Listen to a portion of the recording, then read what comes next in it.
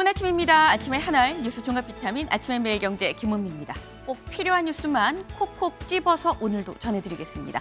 일면 같이 볼까요? 네, 조선일보입니다. 네, 조선일보 한미 관세 7월 패키지 합의 방위비 빠지고 환율이 의제로 올라왔다라는 거죠. 어제 저희가 딱 이 시간에 이보다 좀 빠른 시간에 전해드렸었죠. 한미 관세 협상 2+2 만나서 협상을 했는데 일단 첫 단추는 잘 꿰인 것 같다라고 말씀을 드렸었습니다. 근데 현재 이 관세 유예가 7월 8일까지죠. 그러니까 이 잘 꿰인 첫 단추 일단 7월에 패키지로 좀 이 패키지로 처리하자는데 한미가 좀 합의를 했다라고 좀 봐야 된다라는 거죠. 네. 이걸 좀 보겠습니다. 관세 유예 종료가 7월 8일이기 때문에 그 전에는 결론을 내야 된다라는 거죠. 근데 주목할 점은 이겁니다. 방위비가 빠졌다. 대신에 환율이 의제로 올라갔다. 요게 중요한 포인트인 거겠죠. 환율이 의제로 들어간 만큼 이 부분을 좀 신경을 써야겠다라는 생각이 좀 듭니다. 근데 사실 미국이 가장 신경 쓰는 게 우리나라는 아니죠. 이 관세 145%를 물린 중국입니다. 다음 기사 볼까요? 네, 동아일보입니다.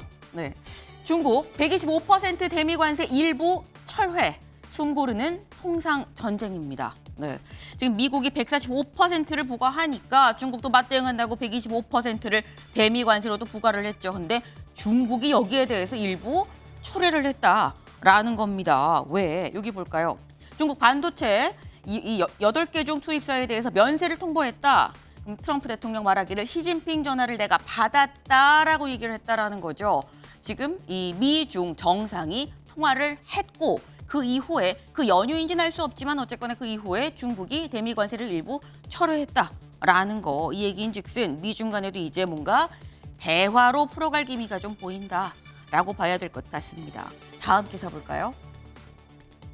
중앙일보입니다. 한덕수 이르면 30일 대선 출마 선언.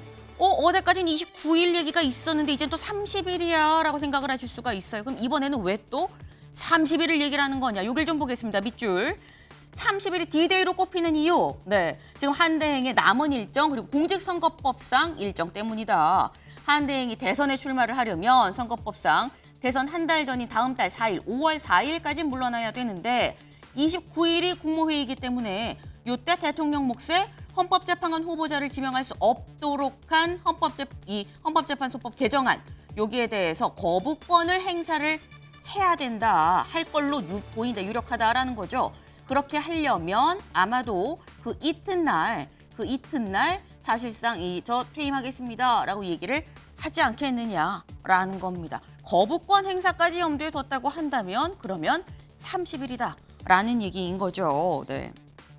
사실 이 부분은 알 수가 없죠. 주말 지나면서 이게 또 살짝 달라질 수도 있긴 합니다만 추이를 좀 봐야 될 것 같다라는 생각이 좀 듭니다. 다음 기사 볼까요?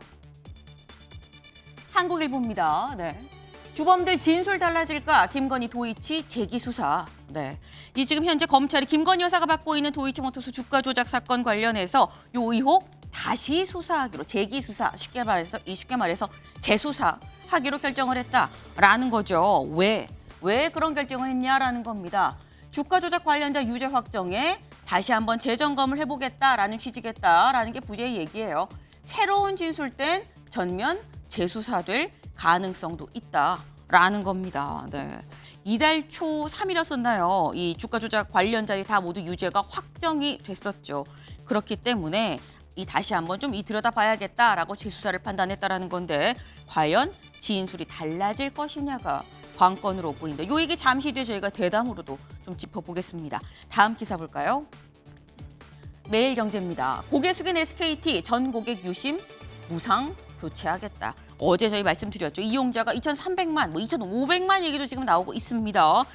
지금 현재 SKT의 이용자 이렇게 봤는데 이 SKT의 유심 정보가 해킹에 의해서 유출이 됐다라는 소식 어제 전해드렸는데 지금 방금 이 사진으로 보신 것처럼 지금 현재 SKT의 지금 이 대표죠. 유영상 대표가 90도로 이 사과를 하는 대국민 사과를 하는 모습입니다. 더불어서 전 고객 유심 저희가 무상으로 교체하겠습니다. 언제부터? 다음 주 월요일 28일 오전 10시부터 오전 10시부터 전국의 매장에서 가면 직접적으로 무상으로 좀 교체를 해준다고 합니다.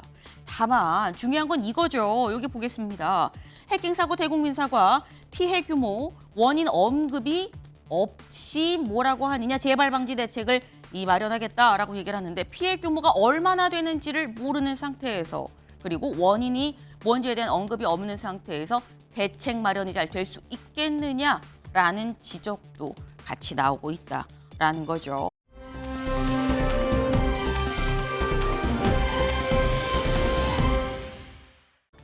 연등이죠. 연등이 하늘을 수놓고 있습니다. 네.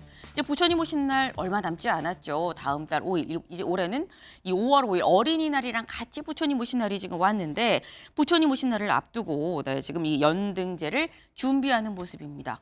지금 이 오늘과 내일 서울 도심 곳곳에 연등제 행사가 실제 있을 예정이라고 하는데 연등제 행사 때문에 교통 통제도 있다고 합니다. 그리고 혹시나 나들이 가시거나 이 바깥에 나가실 분들은 이 교통 상황도 잘 체크를 하고 나가셔야겠다라는 말씀을 좀 드립니다.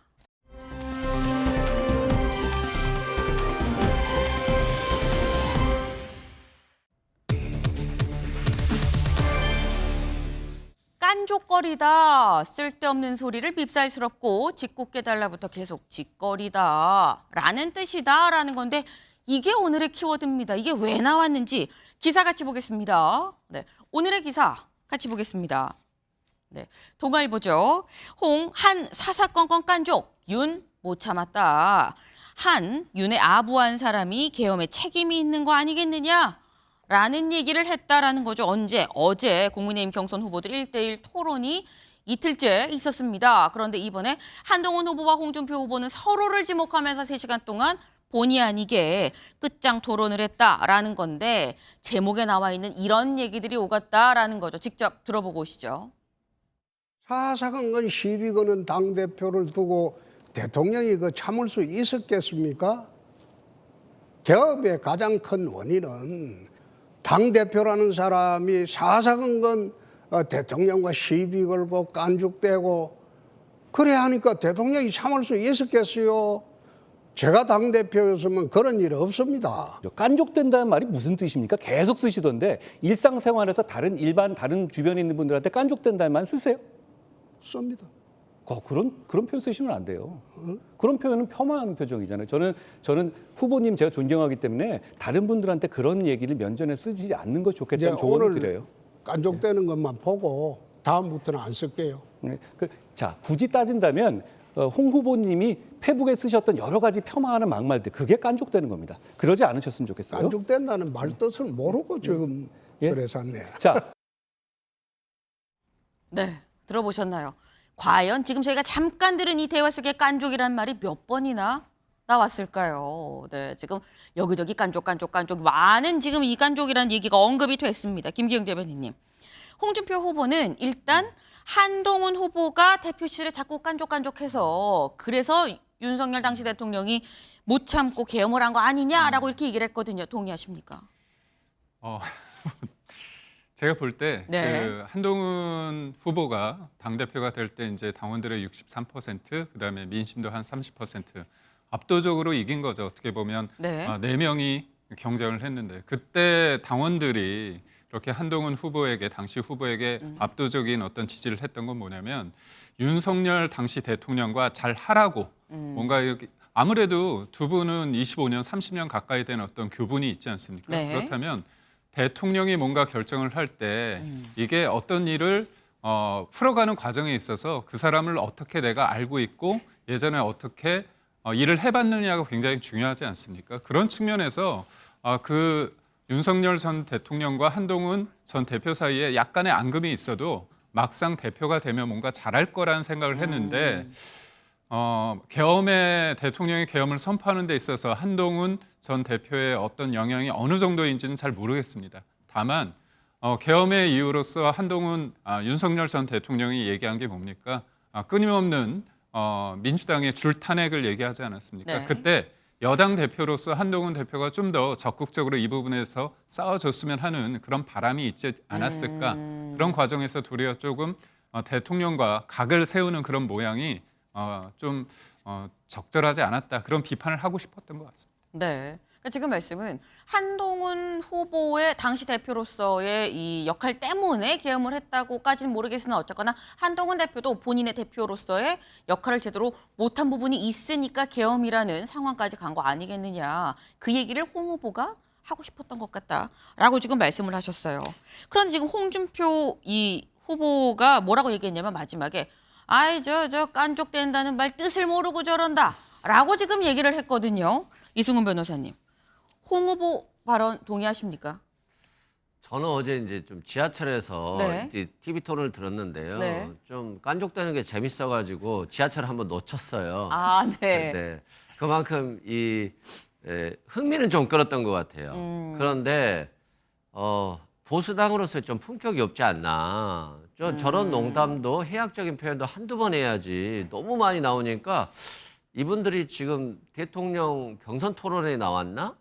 아니면 서로 좀 비아냥거리면서 상대방을 배신자로 또는 너는 뭐 했어? 라고 하면서 이게 좀 굉장히 과거에서 놀고 있어요. 윤석열 전 대통령의 탄핵과 관련해서 계엄과 관련해서 아직도 저것 가지고 놀고 있으니까 이분들의 정책이나 메시지는 전혀 안 보이거든요. 네. 그리고 국민들은 재밌지만 과거에만 관심이 있는 거잖아요. 결국 이 보수당이라고 하는 국민의힘이 차기 정권을 잡아서 정말 윤석열 정부가 처참하게 실패한 것들을 유능하게 책임 있게 만들어낼 수 있을까라고 하는 데 있어서는 전혀 그게 다가오지 않기 때문에 저는 조금 홍준표 이 두 후보들이 다시 이제 4인 토론의 마지막 날 남았으니까 네. 그런 모습들을 좀 국민들께 좀 각인시켜줄 필요가 있겠다 이런 생각이 듭니다. 네.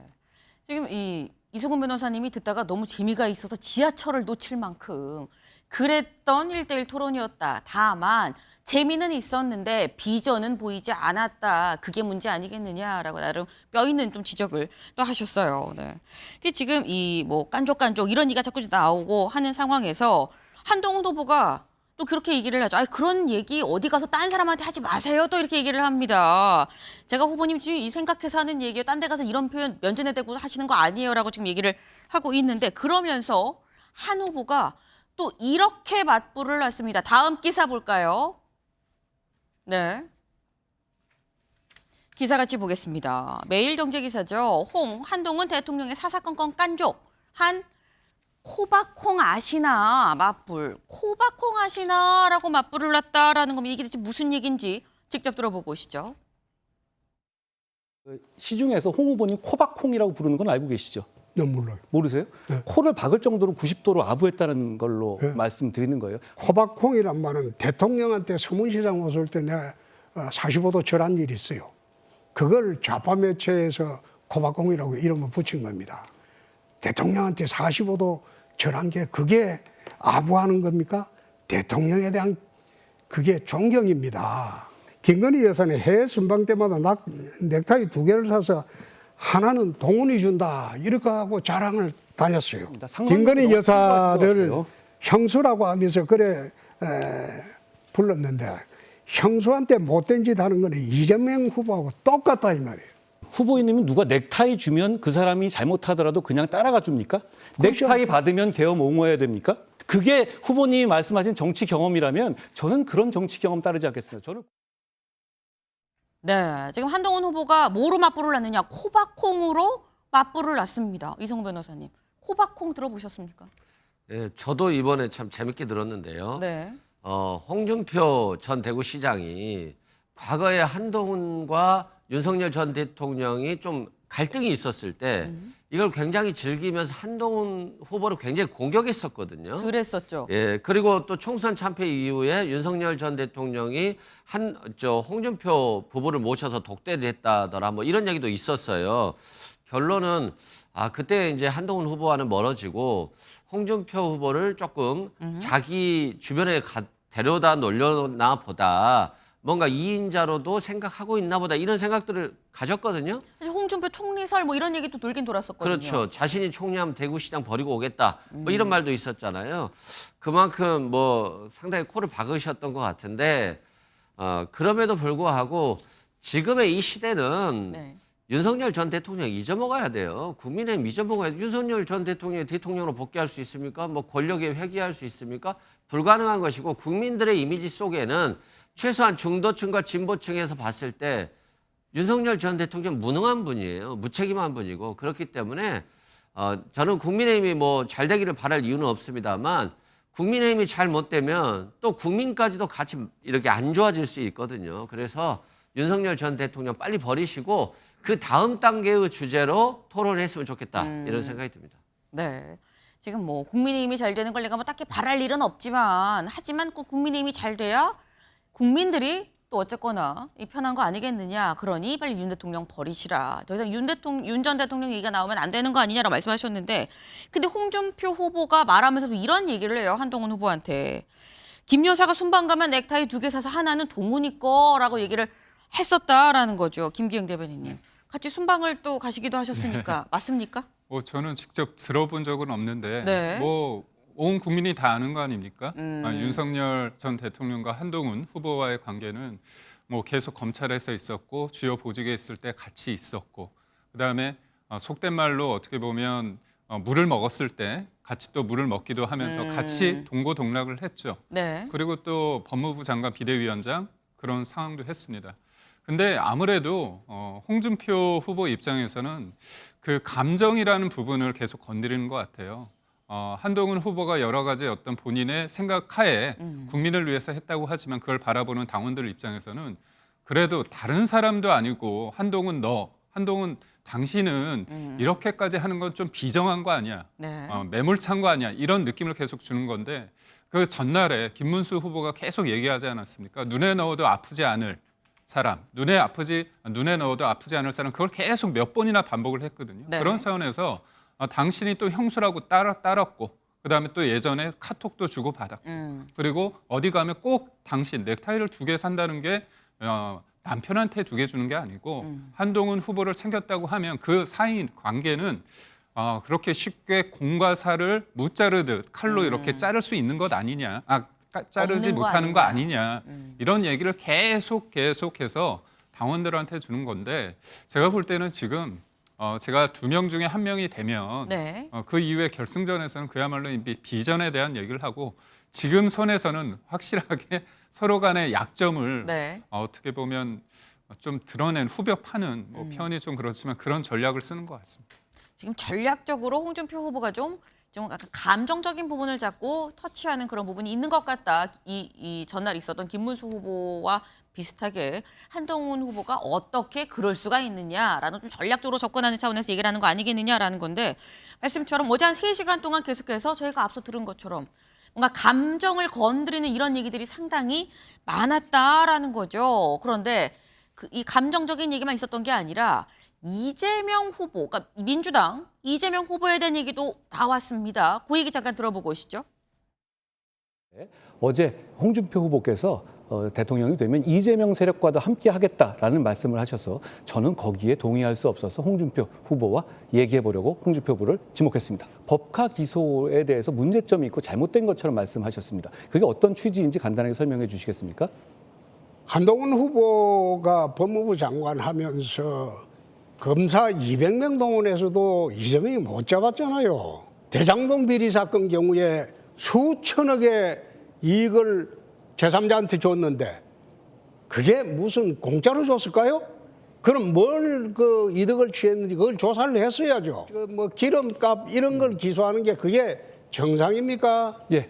지방자치단체장이 법인 카드 가지고 과일 사먹고 샴푸 사고 이런 정도는 해도 된다는 인식을 갖고 계신 건가요? 말을 그래 하면 안 되죠. 법무부 장관 좀 한 사람이.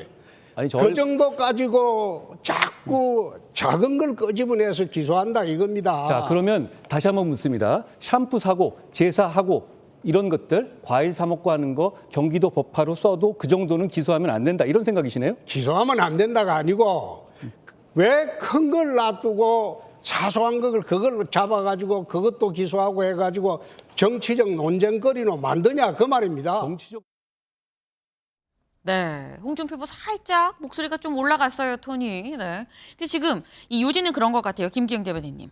그러니까 대장동이면 대장동이고 그 본질을 파야지 왜 까면 안 되는 걸 자꾸 사소한 걸 건드리고 기소하는 게 맞습니까? 뭐 이런 얘기를 지금 홍 후보가 하는 것 같아요. 저는 홍 후보님의 어떤 지적을 동감하면서도 조금 네.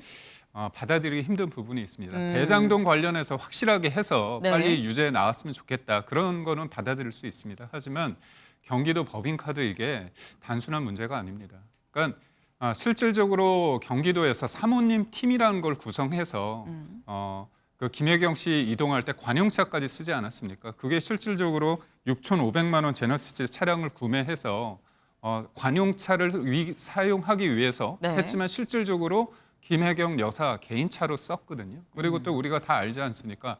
초밥, 샌드위치, 소고기 뭐 여러 가지가 있는데 과일 같은 경우도 2,700만 원어치, 샌드위치도 한 680만 원어치 뭐 이렇게 돼 있거든요. 그러니까 결국 이 경기도 법인카드는 뭐냐면 어떤 공무원이 공적인 어떤 마인드가 있느냐 이거 굉장히 중요한 겁니다. 이게 사사로이 볼 게 아닌데 그럼에도 불구하고 뭐 홍준표 후보 입장에서는 더 본질적이고 더 큰 거악에 대해서 쉽게 말해서 그거를 다부지게 뭔가 일처리를 하지 못한 부분을 지적하고자 한 게 아닌가 싶습니다. 네. 지금 뭐 이 홍준표 후보의 말에 뭐 딱 동의하기가 좀 어려운 부분이 있다. 이 법카 논란이 그렇게 작은 사안이라고 사소하다고 표현할 만한 작은 사안이라고 볼 수 있겠느냐라고 말씀을 하셨는데 이승우 변호사님. 지금 이건 본의 아니게 홍준표 후보가 이재명 대표를 약간 옹호하거나 대변하는 듯한 상황이 빚어졌어요. 그렇죠. 근데 저는 그런데요. 우리가 좀 고민을 해봐야 될 필요는 있을 것 같아요. 뭐냐면 예를 들어서 공간이 예전에 많았어요. 시장들 같은 경우는. 네. 근데 지금은 다 아파트 사택으로 갔거든요. 그렇죠. 그러면 최소한 경기도지사라든가 대구시장 같으면 외국에서도 많이 오고 많은 사람들을 만나야 돼요. 그것도 접대해야 돼요. 그런데 자신은 뭐 국민의 세금을 아끼겠습니다라고 해서 아파트로 들어갔다? 그러면 그만큼 정치적 활동 영역, 외교적인 영역들이 줄어드는 거거든요. 그래서 관사를 버리고 사택을 간 것을 우리가 칭찬해 줄 이유는 없다라고 우리가 좀 고민을 바꿔봐야 된다 이런 생각이 들고요. 대통령이 되면 네. 대통령의 부인은 영부인이 되고 그분은 국가적인 분이잖아요. 공적인 네. 분이잖아요. 그러면 국민이 낸 세금의 차를 타고 네. 사람들을 만나고 다니는 거고 이건 공적인 일이에요. 마찬가지로 경기도지사라고 한다면 경기도가 얼마나 큽니까? 그러면 경기도지사의 부인인 김혜경 여사도 경기도의 많은 관련자들을 만나서 사실상 경기도지사의 역할을 또 하는 부분이 있어요. 근데 그 차를 왜 썼냐? 그 기름값은 세금이니까 돌려달라 이렇게 하면 그럼 자기 돈 내고 차 타고 다니고 자기 돈 내고 기름값 내고 다니면 이분들은 돈 버는 게 없잖아요. 그래서 저는 뭐냐면 공적인 일에 네. 너무 사사건건 하나씩 잡다 보면 이분들이 정치를 못 해요. 어떻게 하겠습니까? 그럼 오토바이 타고 다니겠습니까? 저는 그래서 한동훈식 특수부 검사식 수사가 네. 너무 소소한 것까지 들어가 버리면 대한민국 정치인들은 아마 다 감옥 가야 될 거예요. 만약 한동훈 후보의 주장처럼 한다 그러면 세상에 안 걸릴 이 정치인이 어디겠느냐 뭐 이런 말씀을 또 지금 하셨어요. 네. 약간 또 이 여야간 또 의견이 갈리는 포인트가 또 그런 포인트인 거겠죠. 네.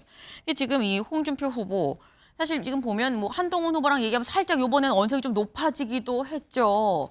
본인도 약간 살짝 화가 난 약간 그런 부분이 없잖아 있는데 어제 홍준표 후보가 뭐라고 얘기를 했었냐면 내가 어제 문수영 당하는 거 보니까 안 되겠다 싶어서 내가 오늘 있을 토론 야무지게 한번 해보려고요 라고 얘기를 했었습니다. 야무지게 준비하겠다라고 한 홍준표 후보가 어제 이걸 들고 나왔어요. 들어보실까요? 당원 게시판에 윤석열 대통령 후보 내외를 원색적으로 비난하는 글이 게재가 됐어요.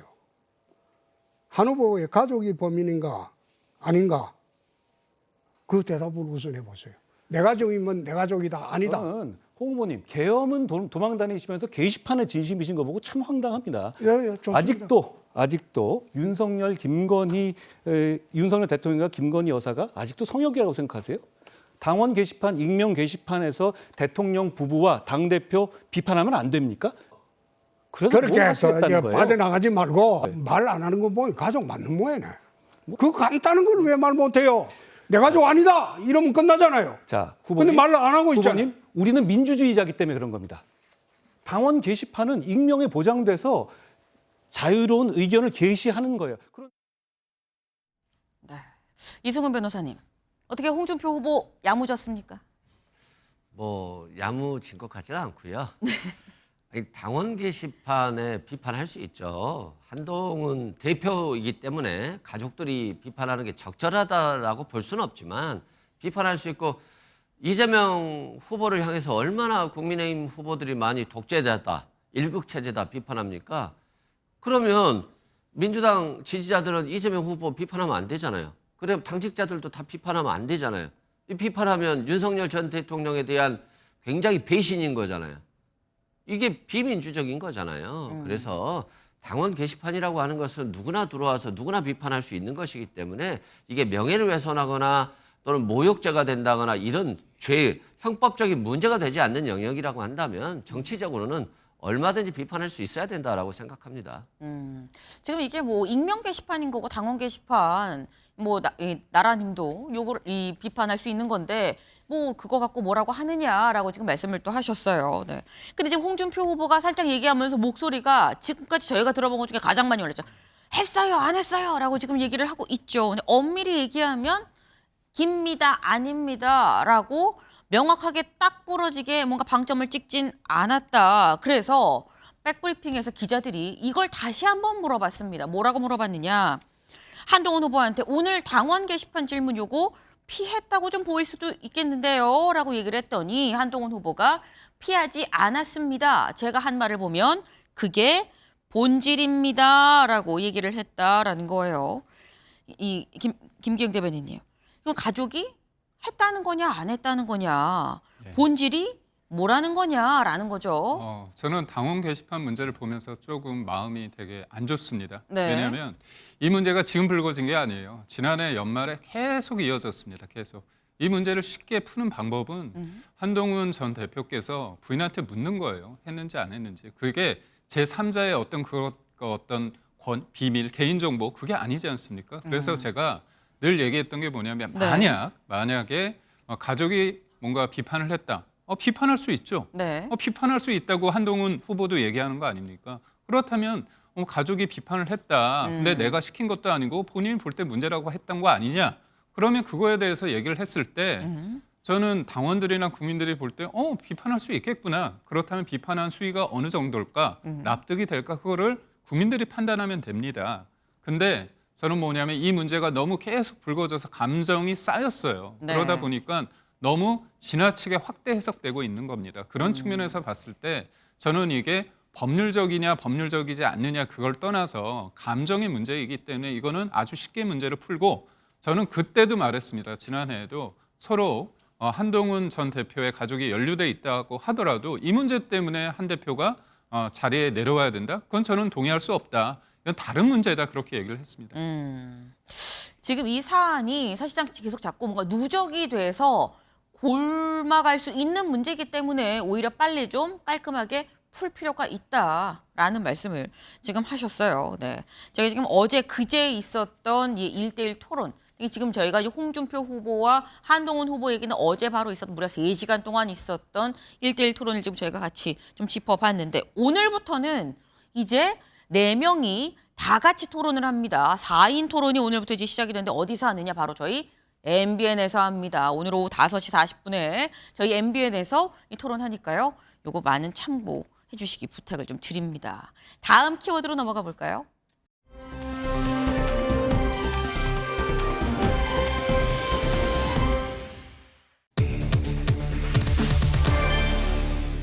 김여사입니다. 김여사. 기사 같이 보겠습니다. 중앙일보예요. 네. 서울고검 김건희 도이치 주가 조작 의혹 재수사입니다. 네. 어제 서울고검이 항고가 들어온 이 김여사에 대한 도이치 사건에 대해서 재수사를 결정을 했죠. 여기 부재를 좀 같이 볼까요? 무혐의 처분이 난 지 6개월 만에 결정이 됐다라는 겁니다. 이 관련자 전원 대법에서 유죄가 확정이 됐죠. 이달 초에 이 유죄가 확정이 됐고 관련해서 다시 한번 재수사에 들어간다. 다만 명품백 수수 의혹은 똑같이 항고가 들어왔지만 요거는 좀 기각을 했다라는 거예요. 김기영 대변인님. 이게 사실 명품백 사건도 같이 이 명품백 사건도 도이치 사건도 두 개가 다 항고가 들어왔는데 그중에 명품백 사건 말고 도이치 사건만 재수사를 하기로 했다는 건 이건 재수사하면 처음 불기소라는 거랑 결론이 좀 다르게 나올 것 같다고 본 거 아니겠느냐라는 시각이 있거든요. 아무래도 뭐 야당이 굉장히 강력하게 네. 주장을 하고 있고 압박을 했기 때문에 검찰 입장에서는 해보자 그런 것 같습니다. 근데 명품백 같은 경우는 네. 성탁금지법 관련해 가지고 배우자가 받으면 안 되죠. 하지만 받았다고 손치더라도 처벌할 수 있는 규정이 없습니다. 그건 네. 법의 미비이기 때문에 그거는 국회에서 처리하면 될 일이고. 근데 이제 도이치 주가 조작 관련해서는 그 이른바 그 관련자 분들이 최근에 대법원에서 다 확정 판결을 유죄로 받았습니다. 그래서 이렇게 표현하는 게 맞는지 모르지만 대통령이 파면이 됐기 때문에 이분들의 어떤 진술의 변화가 혹 있을 수도 있을 것 같다는 생각하에 검찰이 좀 정무적으로 판단하는 것 같은데 저는 사실관계가 대통령이 있기 때문에 대통령이 파면되지 않은 상태에서 네. 직무를 하고 있을 상태였을 때는 거짓말을 하고 지금은 아니면 진실을 얘기한다. 아니면 도리어 반대일 수도 있죠. 대통령이 힘을 잃었기 때문에 지금 뭔가 검찰이나 야당의 편의적으로 할 수 있는 부분도 있거든요. 그렇기 때문에 어떤 결론이 나오더라도 이거는 논란이 있을 수밖에 없다 생각이 듭니다. 하지만 네. 검찰이든 그리고 법원에서 제대로 된 판결을 내릴 거라 보고 있는데 저는 하나 아쉬운 게 있습니다. 뭐냐? 지금 도이치모터스 수사 관련해 가지고 서울중앙지검장 포함해서 검사 3인을 네. 탄핵을 시켰습니다. 그때 어떻게 결과가 나왔습니까? 기각이 됐죠. 네. 그리고 또 하나 마지막으로 말씀드리고 싶은 게 이성윤 당시 서울중앙지검장이 탈탈 털었습니다. 근데 그 당시에 결정을 못했습니다. 근데 그때는 못했는데 그 이후에도 윤석열 정부때 검찰이 무혐의로 얘기를 했는데 그걸 가지고 또 이거는 문제다 이렇게 얘기를 한다면 그 당시에 이성윤 지검장은 뭘 했는지 저는 되묻고 싶습니다. 네. 그러니까 지금 말씀이 이 검찰이 재수사하겠다고 결정을 한 게 아마도 윤석열 전 대통령이 파면이 된 지금 이후에 상황이 좀 달라졌기 때문에 진술이 좀 바뀔 수 있다고 본 거 아니겠느냐라고 말씀을 지금 하셨는데 동아일보 기사가 오늘 있죠. 같이 볼까요? 네. 동아일보에 오늘 이렇게 기사가 났습니다. 검 유죄 확정 도이치 공범 윤 파면 후 진술 바꿀 수도 있다고 검찰이 판단한 것 같다라는 거죠. 이 부제를 좀 보면 권오수 등 그동안 재판 이유로 비협조했었는데 유죄가 확정이 된 데다 여기서 말한 김 지휘는 김건희 여사를 얘기하는 거죠. 김건희 여사의 지위가 좀 달라졌다 때문에 김 여사가 공모한 사실이 없다라고 말한 증언도 좀 뒤집힐 수 있는 거 아니냐. 그런 판단하에 재수사하겠다라고 판단한 거 아니겠느냐라는 거예요. 근데 지금 이게 이승훈 변호사님 이 말씀처럼 약간 이게 윤석열 전 대통령이 파면이 돼서 그래서 재수사를 한다고 정무적으로 만약에 판단을 했다 그러면 오히려 그 뒤에 나온 진술은 바뀐다고 한들 믿을 수가 있을 것이냐 뭐 이런 말씀을 지금 하셨어요. 일단 윤석열 전 대통령이 파면됐기 때문에 재수사하는 게 맞죠. 대통령이 무서워서 기소도 못하고 무혐의 처분을 했으니까요. 그런데 뭐 진술은 바뀔 수도 있고 안 바뀔 수도 있어요. 네.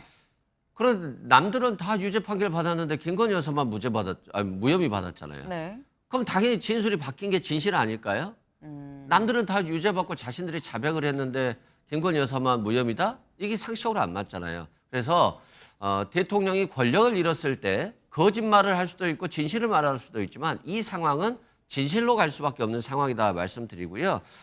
그렇습니다. 뭐 명품백 같은 경우는 뭐 이게 함정 수사처럼 촬영을 위해서 청탁을 한 거잖아요. 네. 그러니까 이 청탁이 뭐 다른 죄로 가기는 어려워요. 그렇지만 도이치모터스 같은 경우는 김건희 여사가 적극적으로 관여하고 돈을 제일 많이 버신 분이에요. 그래서 이 부분은 아마 당연히 기소해도 지금 뭐 진술 안 바뀌어도 기소해도 문제는 없을 것 같고요. 문제는 관련자들이 네. 대법원 판결이 확정은 됐고 처벌은 됐습니다만 추징은 안 된 걸로 알고 있어요. 이 주가 조작의 가장 큰 현실적인 심판은 네. 추징금이거든. 수익을 추징해내는 거. 그쵸. 관련자들이 하나도 추징이 안 됐기 때문에 김건희 여사 측도 23억을 수익을 받지만 처벌되더라도 집행유예 받고 추징이 하나도 안 되면 별 의미가 없는 것입니다. 그래서 법의 정의가 윤석열 정부 들어서 김건희 여사라든가 가족과 관련해서는 죽어버렸다라고 생각됩니다. 지금 말씀은 일단 윤석열 전 대통령의 파면이 됐기 때문에 그래서 재수사를 한다는 거는 나도 동의를 한다라고 지금 말씀을 하셨어요. 그러니까 하지만 지금 이 뭔가 이 재수사에 들어가는 이유는 두 분이 같지만 그 이후에 나온 얘기는 정말 판이하게 달랐다라는 거죠. 네. 지금 이 진술이 바뀔 수도 있다고 판단한 거 아니겠느냐라는 건데 지금 요 사건 쟁점이랑 재수사 배경을 좀 같이 보겠습니다. 저희 준비된 그래픽이 같이 있죠. 볼까요? 네, 이겁니다. 사실 이게 2020년 4월 7일부터 시작이 됐었어요. 근데 그 이후에 최강욱 당시에 이 민주당 의원이 이거를 이제 고발을 하고 고발 이후에 기소, 조사 통보 쭉쭉쭉 와서 2024년 7월 20일에 김 여사 비공개 대면 조사가 있어서 요 조사를 놓고서 또 다시 한번 좀 논란이 있었었죠. 그러다가 4월 3일 올해 4월 3일 올해 초 이달 초죠. 이달 초에 관련자 9명에 대해서 대법원에서 유죄가 확정이 됐다라는 겁니다. 근데 말씀처럼 지금 이 당시에 김 여사는 무혐의 처분이 났었어요. 그 옆에 지금 재수사 배경을 좀 보면 당시에 서울중앙지검이 뭐라고 판단을 했느냐. 김 여사가 주범들이랑 연락한 증거랑 정황이 없다. 김 여사가 범행을 공모했다는 관련자 진술이 없다. 주가 조작을 방조한 거 아니냐라는 부분에 대해서도 김 여사가 시세 조종을 알고 있었다는 증거가 딱히 없다. 항소심 재판부도 권오수 당시 회장의 의사로 계좌가 운용된 걸로 지금 판단을 했다라는 게 당시의 이유였었는데 지금 다시 재수사를 한다라는 거죠. 근데 이 부분이 사실 자세히 좀 들여다보면 이송 변호사님 사실 이게 저희가 재수사입니다만 재기 수사잖아요. 그러니까 상급 검찰에서 밑에 검찰이 한 수사에 대해서 다시 해라고 얘기를 하는 게 재기 수사인 건데 서울중앙지검에 다시 해라고 얘기할 수도 있는 건데 이번에 굳이 서울고검 형사부가 그냥 우리가 맡아서 할게라고 갖고 갔거든요. 요거를 어떻게 봐야 되는 거냐. 나름 유죄 심증이 있는 거 아니겠느냐라는 얘기가 있어요. 저도 그렇게 보는데요. 일단 중앙지검장이 굉장히 무리하게 무혐의 처분했다라고 하는 것들이 있었잖아요. 과거 중앙지검장 이름은 기억나지 않습니다만 이 사건에 대해서 기소하려고 하니까 좌천됐다라고 해서 그런 얘기가 있었거든요. 아마 부산고검으로 갔을 건데요. 그만큼 이 사건을 보시면 네. 수익금이 얼마입니까? 23억이라는 거잖아요. 23억을 수익을 얻었는데 김건희 여사는 아무것도 몰랐어요라고 모든 관련자들이 증언하고 있잖아요. 진술하고 있잖아요. 그럼 이 증언이나 진술이 거짓말이라는 건 너무 쉽게 알 수 있지 않겠어요? 그리고 만약에 이 말이 진실이라고 한다면 네. 김건희 여사가 받은 수익금을 권오수 회장 등 공무원들과 나눠 가졌어야 되죠. 당신은 계좌만 빌려줘. 권오수 회장 내 마음대로 계좌를 관리하고 내가 돈 벌게. 다만 너 계좌에서 수익이 나면 우리 나눠 가질게. 너한테 20% 줄게. 뭐 이런 게 돼야지만이 네. 계좌만 빌려주고 돈만 빌려주고 나는 몰랐다라고 해야 되는데 본인 혼자 돈을 다 가졌잖아요. 그럼 본인이 다 안 거예요. 그리고 이건 뭐냐면 누군가가 이 사람들이 법률적으로 문제가 됐을 때 검찰에서 뒤를 봐줄 사람이 있고 그게 김건희 여사와 관련됐을 수 있다라고 하는 의혹이 나올 수 있는 대목이다라고 생각됩니다. 지금 나름 유죄 심증을 좀 갖고 접근한 게 이 재수사를 시작한 게 아니겠느냐라는 말씀인 건데 김기영 대변인님. 제가 하나 말씀드리고 싶은 게 네. 이렇게 되면 김건희 여사가 윤석열 전 대통령과 뭐 결혼을 한 다음에 주가 네. 조작을 하거나 아니면 뭐 서울중앙지검장일 때나 뭐 검찰총장일 때 그런 뒷배를 이용해 가지고 뭔가 그런 유력한 힘이 있기 때문에 알아서 권오수 전 회장이 도와준 거 아니냐 이렇게 볼 수 있는데요. 주가 조작이 이루어졌다고 주장하는 시점이 2010년 1월부터 2011년 3월입니다.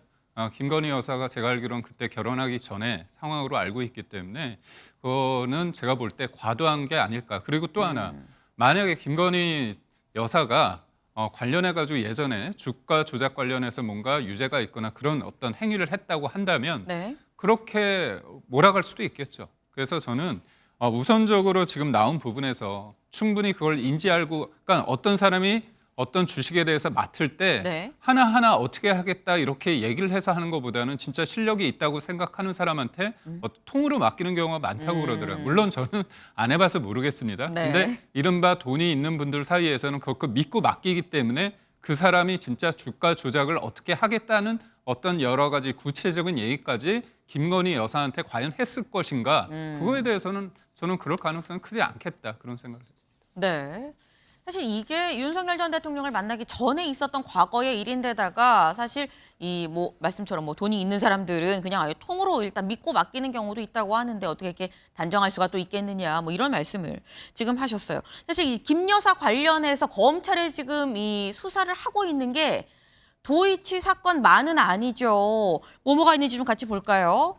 지금 검찰에서 먼저 첫 번째, 지금 제가 얘기한 서울고검 형사부가 지금 재수사를 할 예정인 도이치모터스 주가 조작 가담 의혹이 있고요. 중앙지검에서 이른바 명태균 의혹이 있습니다.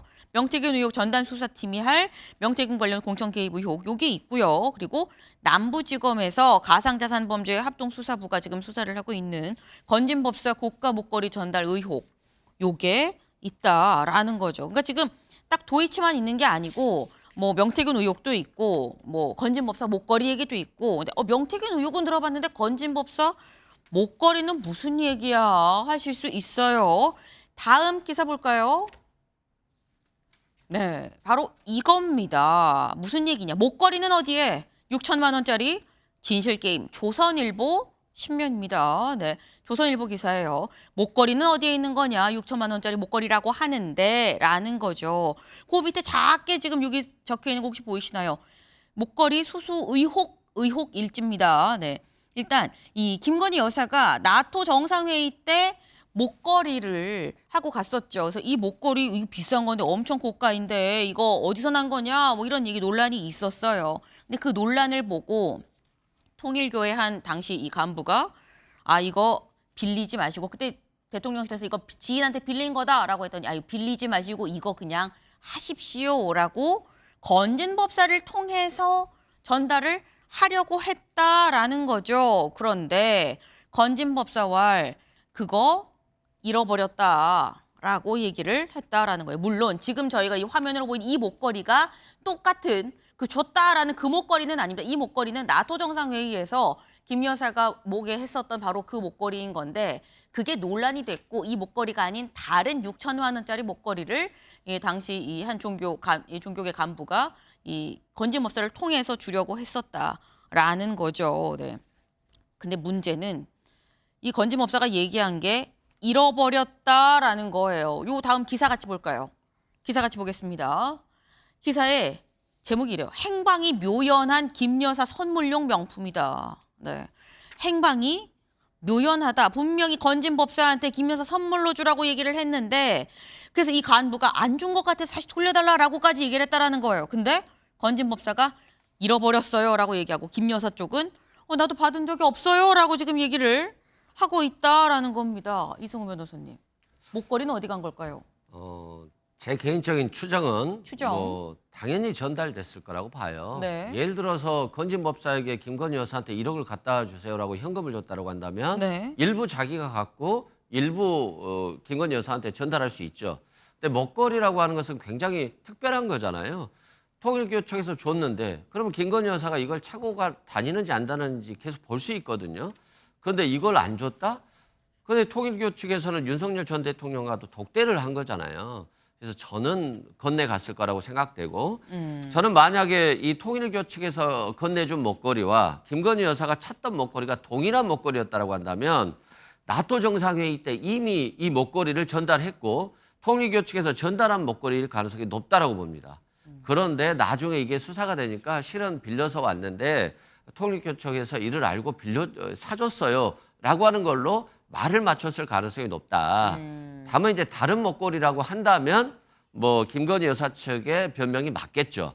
다만 이 목걸이는 저는 분명히 전달됐을 것이고 전달됐기 때문에 건진법사가 김건희 여사를 팔아서 많은 공천권을 행사하고 인사를 행사하면서 돈을 벌었을 것이다 라고 생각합니다. 네.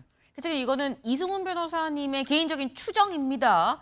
추정이에요. 근데 개인적인 내가 봤을 때는 이런 것 같다라는 거죠. 이게 사실상 목걸이가 같은 건데 나중에 논란이 되니까 뭔가 말을 맞춰서 같은 목걸이가 아니다라고 얘기한 거 아니겠느냐. 뭐 그런 취지의 지금 말씀을 하셨어요. 그러니까 건진 법사가 배달 사고를 낸 건 아니다. 명확하게 김 여사 전달을 했을 것이다. 라는 건데 사실 건진 법사와 윤석열 대통령 간에 상당히 친한 친분이 있는 것 같다라는 모습이 포착이 된 게 있었죠. 언제냐? 같이 볼까요?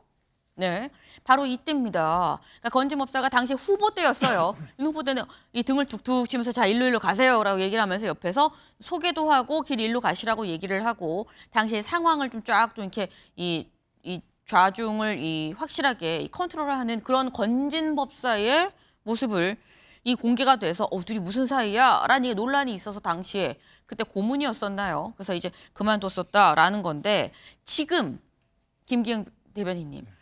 이승우 변호사님은 개인 추정이다라고 네. 말씀을 하셨는데 어쨌거나 목걸이가 나는 전달이 김 여사한테 됐을 거다라고 본다라고 말씀하셨거든요. 만약에 그 통일부 네. 간부가 네. 건진 법사한테 돌려달라고 얘기를 하지 않았다고 한다면 네. 그럴 가능성이 있겠죠. 근데 이분 입장에서는 뭔가 건진 법사를 통해서 그걸 준 이유가 선일 수도 있고 네. 아니면 뭔가 생각해서 도움을 받으려고 한 거 아닙니까? 근데 봤을 때 뭐 도움을 제대로 못 받았다는 거죠. 그리고 우리 변호사님께서 말씀하신 거 그 이후에 뭔가 진행됐다고 한다면 통일교가 대단한 교세 세력을 가지고 있습니다. 네. 그렇기 때문에 그분들이 주장하는 부분에 대해서 여러 종교의 하나이기 때문에 그쪽에서 납득이 될 만한 상황이면 김건희 여사가 아니라 다른 방향을 통해서도 공적인 루트를 통해서도 충분히 그쪽에서 원하는 거든 아니면 그분들이 어떤 일을 하는 데 있어서 도움을 줄 수 있는 그런 루트는 있을 수 있을 것 같아요. 그렇기 때문에 어떤 행위가 있다고 해서 그게 어떤 이 목걸이를 통해서 이루어졌다고 단정 지을 수는 좀 없다고 보고 있고요. 다이아몬드 목걸이를 준 쪽에서 뭔가 전달이 안 됐다는 생각을 할 수 있는 이유가 있었겠죠. 뭔가 본인들이 볼 때는 뭔가 요구하는 게 있는데 네. 그게 관철되지 않았기 때문에 이른바 배달 사고가 났다고 생각을 해서 그거를 돌려달라고 얘기를 한 거고 이쪽 입장에서 만약에 줬다고 했다면 네. 줬다 얘기를 했을 텐데 나는 그거 잃어버렸다 이렇게 얘기를 한 거 아닙니까? 그래서 저는 배달 사고의 가능성이 좀 있다 이렇게 봅니다. 네. 그러니까 지금 말씀은 어쨌거나 이 6천만 원짜리 목걸이 지금 이제 8천만 원이 넘는 금액이라고 해요. 근데 그 목걸이를 다시 돌려달라고 이 종교계 간부가 얘기를 한 이유는 뭔가 전달이 안 됐다는 당시의 정황적인 판단이 있었다는 거 아니겠느냐. 그러니 달라고 했지. 이게 전달이 됐으면 내가 전달했는데라고 건진이 얘기하지 않았겠느냐. 뭐 이런 말씀이에요. 네. 사실 이 부분 전달이 됐는지 안 됐는지를 지금은 제목이 진실게임입니다만 나중에 수사를 통해서 뭐 얘기가 제목으로 또 나올 수 있는 부분인 거겠죠. 근데 사실 이게 이 김 여사 관련한 얘기가 국회에서도 청문회에 증인으로 사실 이 신청이 됐었다라는 거죠. 다음 기사 같이 볼까요? 김건희 국회 청문회 불출석 사유는 심신쇠약. 지금 이 과방위에서 김 여사를 증인으로 불렀었다라는 거예요. 부른 이유, 뭐 YTN 민영화 문제 그리고 12상 계엄 관련해서 이 실제로 언론을 좀 통제하려고 했었느냐, 뭐 이런 부분을 좀 보려고 했는데 여기서 김 여사를 또 증인으로 신청을 했습니다. 근데 어쨌거나 여기서 이 신청을 했는데 김 여사가 불출석 해야 될 것 같습니다. 왜냐하면 지금 심신이 쇠약하거든요라고 사유서를 냈다고 과방위원장인 최민희 의원이 자신의 SNS에 직접 올렸어요. 지금 보시는 것처럼 불출석 사유서 얘기 이렇게 적혀 있죠. 상기 본인은 최근 심신쇠약 등으로 외부 활동에 어려움을 겪고 있다. 그래서 부득이 출석할 수 없음을 양해해 주기 바란다라고 얘기를 했다라고 하는데 사실 지금 윤 전 대통령 파면 이후에 심신이 쇠약할 법하죠. 김기영 대변인님. 네. 현재 지금 김 여사 건강 상태가 어떨까요?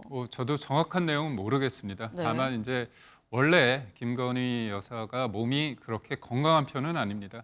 외형적으로 화면에 비치는 모습도 보면 많이 마르신 편인데 실제로 보면 좀 정말 말랐습니다. 그리고 대통령 계엄 이후에 국민의 주권자인 국민들에 의해서 선출된 대통령의 자리에서 내려와서 지금 관저에서 사저에 있는 상태 아닙니까? 그렇기 때문에 좋다는 게 어떻게 보면 좀 이상할 정도다. 저는 그렇게 말씀을 드리고 싶고, 저는 민주당이 기승전 김건희 여사로 계속 공격하고 있지 않습니까? 대통령 탄핵시켜서 끌어내렸습니다. 그렇다면 여전히 저는 이해가 안 되는 게 YTN 민영화하고 네. 대통령 계엄을 해서 윤석열 정부가 언론 장악 시도를 했다고 하는데 그쪽 주장입니다. 일방적인 주장인데 여기서 김건희 여사가 어떤 역할을 했는지를 좀 말씀을 하신 다음에 좀 불러야 되거든요. 이건 대단히 어떤 조기 대선 국면에 있어서 공격하기 위한 하나의 낙인 찍기 아닌가, 저희는 그렇게 볼 수밖에 없습니다. 요건 이승우 변호사님 지금 이런 질문을 하셨어요. 아니 지금 과방위에서 YTN 민영화랑 12.3 계엄 언론 통제 요 부분을 보는데 왜 윤 전 대통령도 아니고 김 여사를 부르는 거냐 이 말씀하셨거든요. 아마 뭐 내부적으로 어떤 의혹이 제기된 걸로 보여요. 근데 이제 구체적으로 기사화가 안 됐기 때문에 네. 제가 확인하기는 어렵습니다만 저는 그렇습니다. 뭐 과방에 나와서 증언한다라고 하고 진실을 밝힌다라고 하면 좋겠습니다만 본인도 좀 어렵겠죠. 대통령 파면되고 지금 아파트에 있는데 실은 밖에 나오기도 힘들 거예요.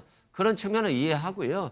다만 진실은 밝혀져야 되잖아요. 김건희 여사 주변에서 뭐 천공, 명태균, 건진법사 굉장히 좀 우리 상식과 안 맞는 사람들이 대통령 부인 옆에 있었던 거잖아요. 그리고 뭐 공천에 돈을 줬네, 인사에 돈을 줬네 이런 것들이 하나둘씩 나오고 있기 때문에 굉장히 폭발적으로 나올 것 같고요. 이런 진실은 결국 특검에 맡겨놓는 게 좋겠다. 그리고 뭐 민주당의 기승전 김건희 여사라고 하지만 김건희 여사 얘기만 하면 다 국민들이 믿고 먹히잖아요. 그렇기 때문에 이 부분을 국민의힘과 윤석열 그리고 검찰에서 좀 단절시켜주고 수사를 제대로 해버렸으면 끝났을 건데 이렇게 계속해서 왔고 결국 윤석열 전 대통령에 대한 파면까지 온 건 김건희 여사의 문제도 있고 네. 김건희 여사를 다뤘던 검찰의 문제도 있고 결국 파국의 가장 중요한 원인 중에 하나가 아닌가 싶습니다. 네. 지금 일단 뭐 과방위에서 왜 김 여사를 증인으로 불렀는지에 대한 뭐 명확하게 지금 공개된 바는 없지만 어떤 의혹이 있기 때문에 부른 거 아니겠느냐. 다만 단순히 뭐 국회에 청문회에 안 오는 거는 그럴 수 있다 치지만 검찰 수사에 대해서는 좀 명확하게 이루어져서 좀 응해야 된다라는 말씀하셨는데 김 여사 지금 현재 저희가 아까 쭉 봤습니다만 이 현재 검찰에 진행되고 있는 수사가 상당히 많죠. 여기에 심신쇠약 상황이라고 하면 또 검찰 소환 조사가 곧 예정이 돼 있다라는 얘기도 지금 나오는 상황에서 소환 조사는 또 이루어질 수 있을 것이냐라는 부분이 또 관전 포인트가 아닌가라는 생각을 좀 해보입니다.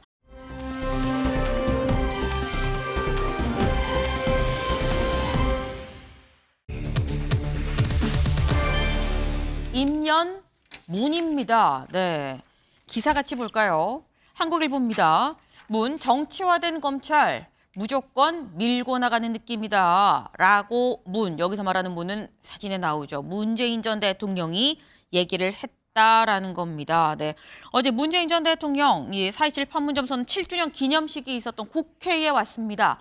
와서 뭐라고 얘기를 했는지 직접 들어보시죠.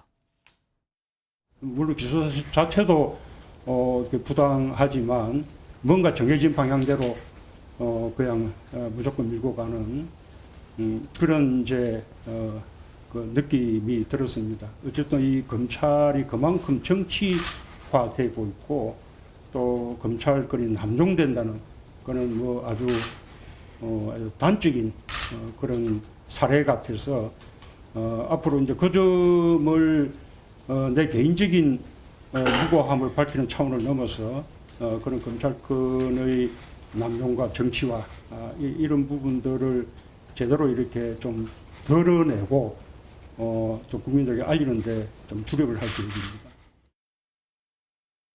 그래서 문재인 전 대통령이 공개적으로 입장 표명할 계획은 없나요? 참고로 오늘 서울에 오십니다. 4.27 판문점 선언 7주년 기념식이 서울에서 네. 열려서 예. 국회를 방문하시거든요. 예. 근데 이제 전직 대통령이 공식적으로 국회 방문하는 헌정사 최초입니다. 아 그런가요? 예. 예. 저는 그래서 음. 검찰이 날짜도 맞췄다고 생각하는 사람이 어제 왜 하겠습니까? 그러니까 이것도 철저하게 망신을 주려고 하는 거죠. 문재인 대통령이 서울에 오는 직전 날, 하루 전날 그러면 이제 그 기소 사건을 내면 기자들이 다 벌떼같이 모여들어서 이걸 그러겠죠. 질문을 하겠죠. 그렇죠. 예. 이 뻔히 보이는 수를 검찰이 지금 두고 있는 거라고 생각하는데 문재인 대통령께서는 어제 이미 당신의 입장을 표명했다. 그리고 오늘 행사 준비한 사람들의 노고도 있고 4.27 판문점선언 기념식에 오는 거니 그 부분만 이야기를 하실 것 같습니다. 네.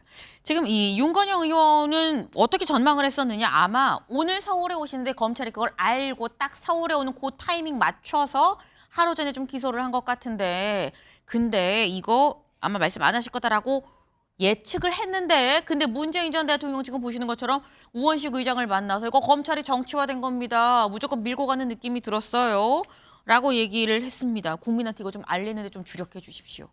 라고도 얘기를 했는데, 요건 뭐 전망의 측면이기 때문에 김기영 대변인님, 문재인 전 대통령이 아까 뭐 검찰이 뻔히 보이는 수예요라고 윤건영 의원 얘기를 해서 네. 보이는 수기 때문에 그 수 안 밟을 거라고 생각을 했는데 공개적으로 얘기를 했거든요. 이유가 뭐라고 보십니까? 아무래도 본인이 볼 때 대통령이 탄핵이 됐기 때문에 파면이 네. 됐기 때문에 본인이 등판을 직접 해서 정치적인 메시지를 해도 된다고 판단을 하신 것 같습니다. 수많은 의혹이 있을 때 굉장히 본인이 말을 아끼셨죠.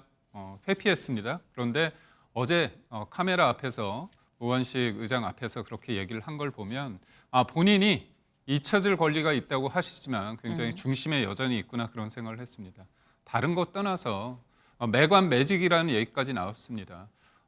대통령의 사의가 아니었으면 그런 대접을 받을 수 있겠습니까? 월 800에 거주비로 3,000을 다시 받고 따로 받고. 근데 그분은 항공업계에 전혀 어떤 경험이 없고, 그리고 더 재밌는 건 뭐냐면 그거를 자리를 만들어준 사람이 이상직 전 의원인데, 그분은 중진군 이사장으로 자격이 없다고 청와대 쪽에서 말렸는데 대통령이, 문재인 전 대통령이 임명을 하시고, 뒤에 또 총선을 앞두고 이분이 공천을 신청하는데 유력한 경쟁자는 컷오프 되고, 그래서 배지를 달게 하고.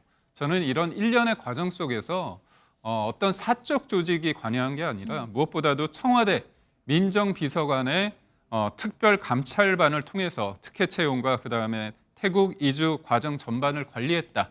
이게 검찰이 보고 있는 여러 가지 증거를 통해서 나온 부분이기 때문에 이 부분에 대해서 이렇게 당당할 수 있을까? 그리고 결국은 뭐냐면 진영이 고착화됐고 있기 때문에 네. 본인은 피해자다. 검찰이 나쁜 놈들이다. 이런 반복되는 검찰을 악마하는 걸 통해서 본인은 떳떳하다. 이렇게 얘기하는 건 결국은 옳고 그름의 문제를 정치적인 것으로 뒤바꾸는 어떤 프레임 전환 아닌가 그런 생각을 해요. 네. 그러니까 지금 말씀은 이 윤석열 전 대통령이 파면되고 난 다음에 본인이 직접 등판해도 된다고 생각한 거 아니겠느냐. 그동안에 오히려 본인의 입장을 요구하는 각종 의혹에 대해서는 뭔가 직접적인 입장을 따로 내지 않았었는데, 이번에는 이례적으로 직접 이 모든 취재진 앞에서 얘기를 했다라고 얘기를 했는데, 문재인 전 대통령이 이 아까 우원식 의장 앞에서 뭐라고 얘기를 했느냐. 이건 개인적인 무고함을 밝히는 사례를 넘어서 검찰권 남용 정치화 부분이기 때문에 국민한테 알리는데 주력해 주십시오라고 또 얘기를 했어요. 근데 이거는 또 어떻게 들으면, 또 듣기에 따라서 아니 이거는 내 개인 문제가 아니라 민주당이 다 나서서 국회 차원에서 좀 나서야 되는 일입니다. 힘 쓰세요라고 들을 수도 있는 거거든요. 특히 여권 쪽에선. 그렇게 들을 수 있다고 생각되고요. 네. 저도 뭐 여기 나와서 해명을 한다라고 한다면 그런 역할이겠죠. 근데 한번 보시죠. 사위가 일을 안 했습니까?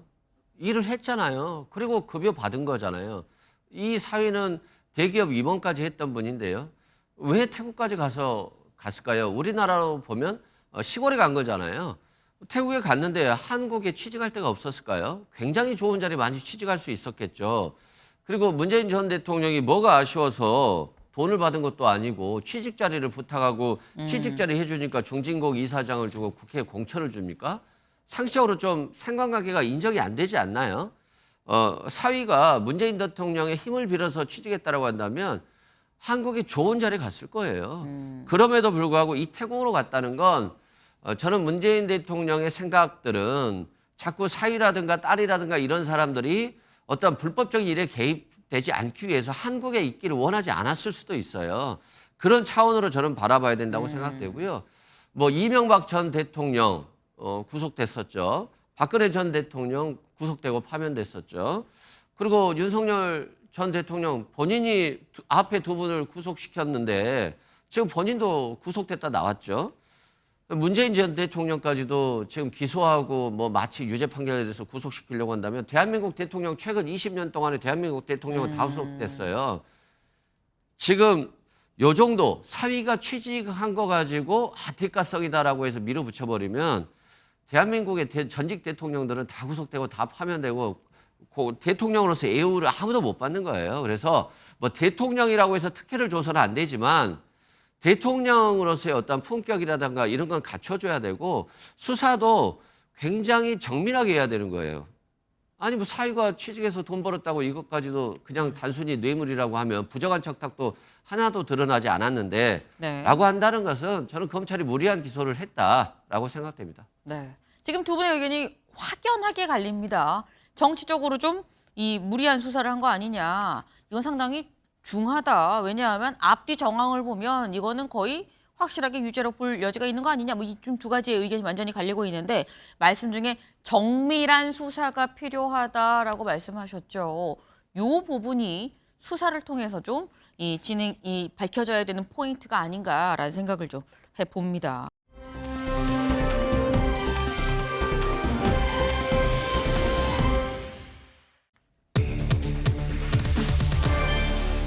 오늘도 9대0, 네, 9대0, 네, 이 90% 이 대선 후보 이재명, 뭐 이 얘기를 좀 9대0이라고 얘기를 하는 거죠. 오늘 뭐가 있느냐 민주당에서 오늘 호남 지역의 권리당원 투표가 치러집니다. 그래서 오늘 경선 결과가 발표가 되는데 이재명, 김동연, 김경수 셋 호남은 민주당의 텃밭이라고 얘기를 하죠. 텃밭인데 이 텃밭에서 몇 %를 받을 것이냐. 앞서서 이미 두 군데 권리당원 투표 결과가 발표가 됐어요. 네.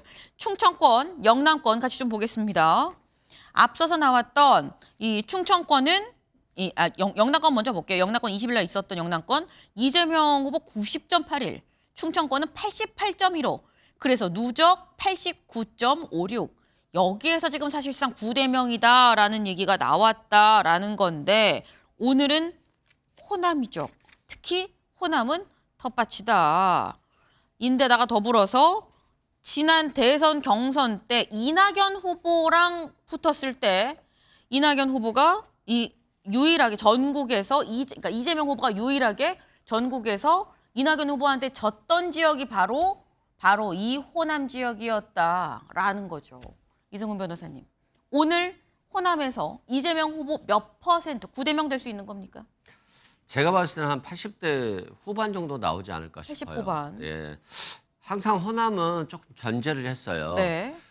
민주당 후보 공천만 받으면 호남에서는 됐기 때문에 그 정치인들에 대해서 교체 주기를 굉장히 빨리 한다거나 또 그 정치인들이 좀 잘못하면 더 과감하게 회초리를 들었거든요.